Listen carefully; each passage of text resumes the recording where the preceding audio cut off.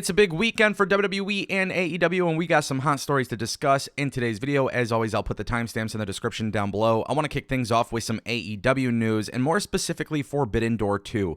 We are looking past AEW Double or Nothing, and honestly, rightfully so. If you guys watch my channel, I'm not too excited for the pay-per-view. There's some things I like, and there's some things I don't like, right?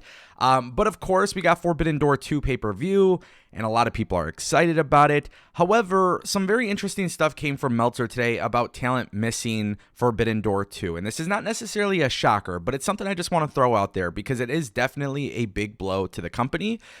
So for those who missed it, basically Dave Meltzer was reporting that several wrestlers are not expected to be at Forbidden Door 2 due to New Japan and CMLL's relationship. So talent that work in AEW that also work in AAA are basically forbidden from the Forbidden Door pay-per-view event. The list of talent that have been included in this list would be Bandito, Vikingo, Rush, Commander, Penta, Phoenix, Andrade, Dralistico, and Dave Meltzer goes on to say that there's probably others who aren't allowed, and this is essentially due to New Japan's strong ties to CMLL. Now, I think this is actually a big problem, and unfortunately, a lot of people are going to give AEW crap for this, but it's not actually AEW's fault. I mean, it's really due to the history behind CMLL and AAA, which this has been an issue for a while. This is the same reason why certain talents weren't allowed last year at Forbidden Door. And, you know, here's the thing, guys. I don't think this is that much of an issue, only for the simple fact that AEW is doing All In. But it does make me wonder what All In is going to be like going forward. If you look at how All In actually started, I mean, wrestlers from different companies were all involved, and you have to wonder if that same essence will be carried over into All In 2023. And if that is the case, then maybe Forbidden Door 2 isn't actually necessary. The reason why I bring this up is because guys like Commander and Penta and Phoenix, there's so many different talented people. I just feel like AEW should be able to use these guys. And then if you have All In, maybe you get CML involved as well. And I know CML has their issues with AAA, and obviously it's a lot easier said than done. But for the best part, to be successful with this, and for the biggest, like, for business, right? For the sense of, like, making things happen business-wise, I would like to see AEW in some aspect try to fix this. Because Forbidden Door 2 is a pay-per-view that is designed specifically for New Japan and AEW. I want to see All In, at the very least, have talent from every company. And if AEW can literally do something that puts CMLL in the mix, AAA, Impact, MLW, AEW, maybe it's just a battle royal. You know, it doesn't have to be anything extravagant, but just something where they can all get on the same page. I think that would be a huge win. But unfortunately, talents are expected to miss this, and, you know, it just sucks, really. Guys, Night of Champions, this is the first look at the Night of Champions Stadium. This is actually pretty exciting, man. WWE's in Jeddah, Saudi Arabia. They're obviously doing their Night of Champions show. A lot of people are excited about it. A lot of people are talking about it. It continues to trend all over social media. And, of course, WWE in Saudi Arabia. This stadium looks massive. I mean, WWE did a very, very good job last time Triple H brought them over to Jeddah. We saw Logan Paul and Roman Reigns, and a lot of people didn't know what to expect with that. But overall, the show was actually really good, and the crowd was really into it.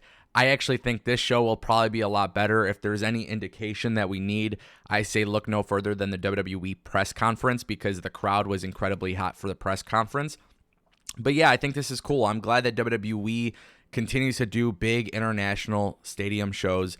And, you know, honestly, as time goes on, these shows have really improved, and obviously that's what everybody wants to see. People want to see it improve and get better. And I think right now when you look at the WWE and what they're doing with these international shows, I think it has its opportunities to help create new stars and start getting an idea of who's truly over on a global scale, right? I mean, at the end of the day, you want to push new people. If they're getting reactions from international crowds, I mean, that tells you something, right? And I think that's pretty evident with what we saw at Backlash. So I am actually excited about this show. I think it's a very decent card. Actually, I think it's a pretty solid card. I think the build has been somewhat decent. I think there's kind of like Double or Nothing. There's some really good stuff, and then there's some stuff where it's not as great.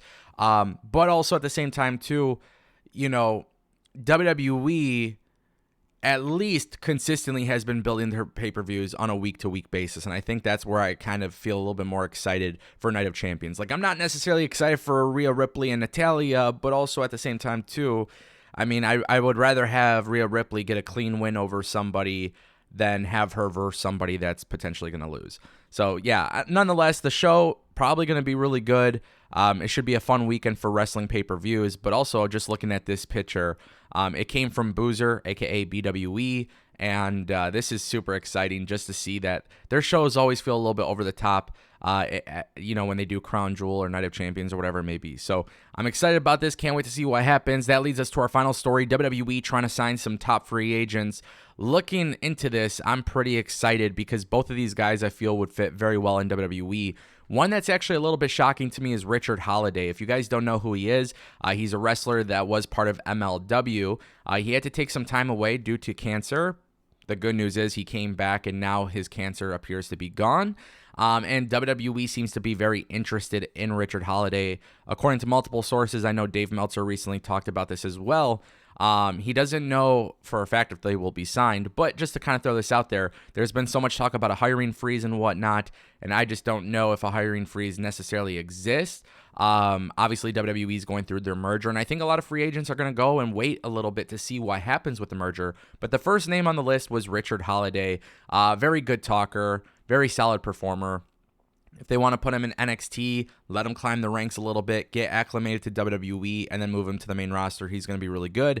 Also, just kind of want to throw this out there because maybe you guys watch AEW and know who MJF is.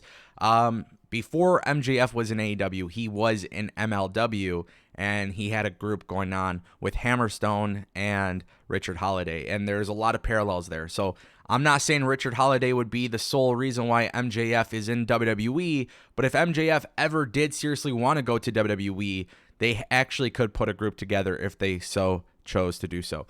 But nonetheless, I think Richard Holliday is very solid. And then the second name on the list is Tama Tonga. We've known for a while that Tama Tonga is somebody that WWE is interested in. There's a reason why he obviously hasn't signed elsewhere. My guess, my assumption is that just more than likely at this stage of the game, it's just a wait and see type of thing. But WWE has internally talked about signing both of these guys. Makes a lot of sense. I think both guys will fit into the WWE very well.